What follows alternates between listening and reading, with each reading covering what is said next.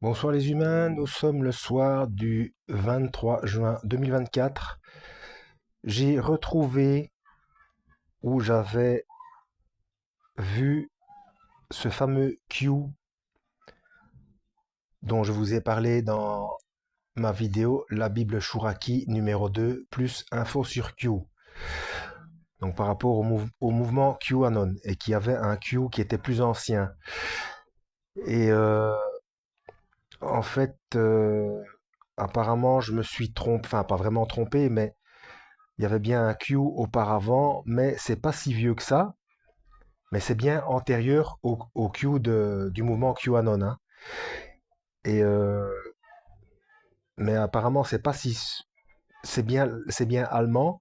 Ça vient de quelle qui veut dire source. Bon, je vais vous lire ce qu'on lit. En fait, ça se trouve dans l'introduction aux évangiles synoptiques.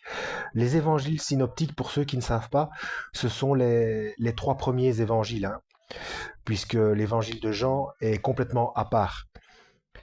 Et dans l'évangile de Jean, dans le premier chapitre, quand on s'y intéresse, quand on s'intéresse à l'astrophysique, on voit le Big Bang, hein. Mais ça, j'explique dans une autre vidéo. Donc je vais vous lire ce qu'il en est, hein. Donc je m'étais un petit peu trompé sur c'est pas si mystérieux que ça, et encore bon, ça dépend comment lui il explique la chose, hein. L'exégèse moderne a développé une théorie sur la formation des évangiles synoptiques. Alors,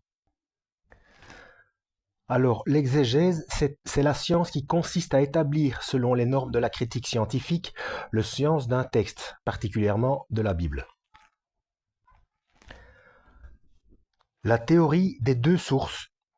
L'une des deux sources des évangiles, dans la forme où nous les connaissons, serait Marc, triple tradition, et l'autre une source commune à Matthieu et Luc, que l'on appelle Q, initiale du mot allemand quelle source. Donc c'est toujours cette histoire de source d'information. Et donc vous voyez que ça a été repris par le plan de séduction. Donc ce fameux Q qui dénonce des choses concernant l'état profond. Et certainement c'est quelqu'un ou c'est un groupe qui fait partie de l'état profond pour manipuler les masses, hein. Recueil surtout de paroles de Jésus où ils ont puisé indépendamment l'un de l'autre. Double tradition. Quant aux sections propres, soit à Matthieu, soit à Luc, elles proviendraient de sources secondaires. La théorie des deux sources, dans sa simplicité, ne peut expliquer la totalité des faits synoptiques et il faut probablement faire l'hypothèse de documents intermédiaires, de rédactions plus anciennes que l'on pourrait appeler pré-Matthieu, pré-Luc, voire même pré-Marc. Tous ces documents intermédiaires pouvant d'ailleurs dépendre d'une source commune, qui ne serait autre que le Matthieu écrit en araméen, puis traduit en grec de différentes façons, d'où la possibilité d'envisager des interactions entre les diverses traditions évangéliques plus complexes, mais aussi plus souples, qui pourraient mieux expliquer tous les faits synoptiques.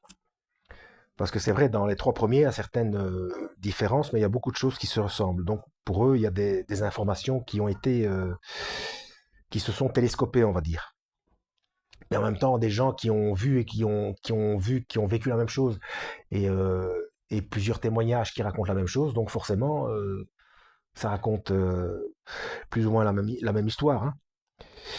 Il est très difficile de préciser la date de mise par écrit des synoptiques, et cette datation dépendra forcément de l'idée que l'on se fait du problème synoptique. Dans l'hypothèse de la théorie des deux sources, on place la composition de Marc un peu avant ou un peu après la mort de Pierre, donc entre 64 et 70 ou 70, en tout cas avant la ruine de Jérusalem. Les ouvrages de Matthieu grec et de Luc lui seraient postérieurs. Matthieu grec et Luc supposent que la ruine de Jérusalem est un fait accompli. On devrait alors les dater entre 75 et 90, donc entre 75 et 90.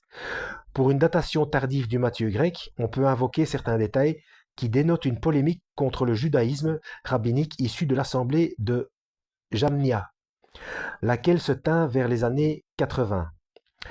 Si l'on admet que les synoptiques ont été composés par étapes successives, la datation de leur ultime rédaction laisse la possibilité de dates plus anciennes pour les rédactions intermédiaires, a fortiori pour le Matthieu araméen qui serait à l'origine de la tradition synoptique. De toute façon, l'origine apostolique directe ou indirecte et la genèse littéraire des trois synoptiques justifient leur valeur historique tout en permettant d'apprécier comme il faut l'entendre. Dérivés de la prédication orale qui remonte au début de la communauté primitive, ils ont à leur base la garantie de témoins oculaires. Voilà, des gens qui étaient là et qui ont vu. Assurément, ni les apôtres ni les autres prédicateurs et narrateurs évangéliques n'ont cherché à faire de l'histoire au sens technique et moderne de ce mot. Leurs propos étaient plus théologiques et missionnaires. Ils ont parlé pour convertir et édifier, inculquer et éclairer la foi, la défendre contre les adversaires. Mais ils l'ont fait à l'aide de témoignages véridiques garantis par l'Esprit, exigés tant par la probité de leur conscience que par le souci de ne pas donner prise aux réfutations hostiles. Les rédacteurs évangéliques qui ont ensuite consigné et rassemblé leurs témoignages l'ont fait avec le même respect des sources, comme le prouve la simplicité et l'archaïsme de leur composition où se mêlent peu les élaborations théologiques postérieures. En comparaison avec quelques évangiles apocryphes qui fourmillent de créations légendaires et invraisemblables, ça dépend lesquels. C'est vrai que la plupart, oui, il faut être très prudent avec les évangiles apocryphes, hein. Mais comme j'ai déjà dit précédemment, je n'ai rien trouvé de contradictoire dans l'évangile de Thomas. Par contre, l'évangile de Judas et Barnabé, ça, c'est catastrophique, hein. Ils sont plutôt sobres. Si les trois synoptiques ne sont pas des biographies modernes, ils nous offrent cependant beaucoup d'informations historiques sur Jésus et sur ceux qui l'ont suivi. Voilà. Ça, c'est une petite partie de l'introduction aux évangiles synoptiques de la Bible de Jérusalem. Donc, ce fameux Q. Donc, ce Q est bien plus ancien que le Q de QAnon, qui lui aussi se fait passer pour... et d'ailleurs, il balance des tas de vérités, mais pour manipuler les masses. Et alors, il est aussi à la source d'un tas de théories du complot. Alors, des complots. Ça, je l'ai déjà dit dans une autre vidéo aussi. Il est aussi ridicule de penser qu'il y a des complots partout que de penser qu'il n'y en a nulle part. Attention, ça c'est très imprudent. Il y a des tas de choses qui se sont avérées véritables. Et oui, notamment une des théories du complot de Q, ce serait que, d'ailleurs, il y a un bruit qui court. Bah, on verra bien quand il sera là, hein. Là, je parle de l'Antichrist. Et comme j'ai dit, il faut qu'il soit accepté par les Juifs et les musulmans. Donc, ce doit être un sémite, puisqu'il est surnommé, un de ses surnoms dans la Bible, c'est l'Assyrien. Donc, c'est un sémite fort probable qu'il soit à la fois israélite et ismaélite, hein. Donc, à la fois descendant d'Ismaël et d'Isaac.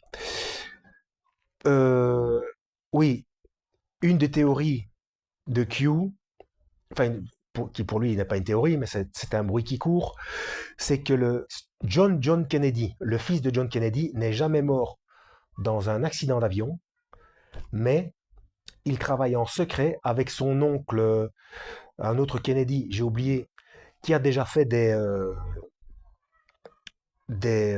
discours en Allemagne, notamment pour prévenir que le vaccin, c'est de la manipulation, c'est de l'arnaque, etc. Il dénonce l'État profond, il est du côté de Trump.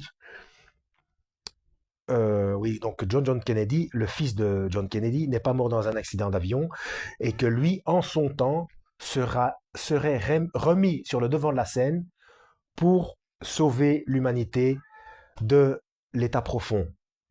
Et donc, si c'est lui, et qu'il arrange tous les problèmes et qui fait cesser la guerre et qui sauve le monde juste avant l'explosion nucléaire finale, ce sera bien entendu l'Antichrist, hein.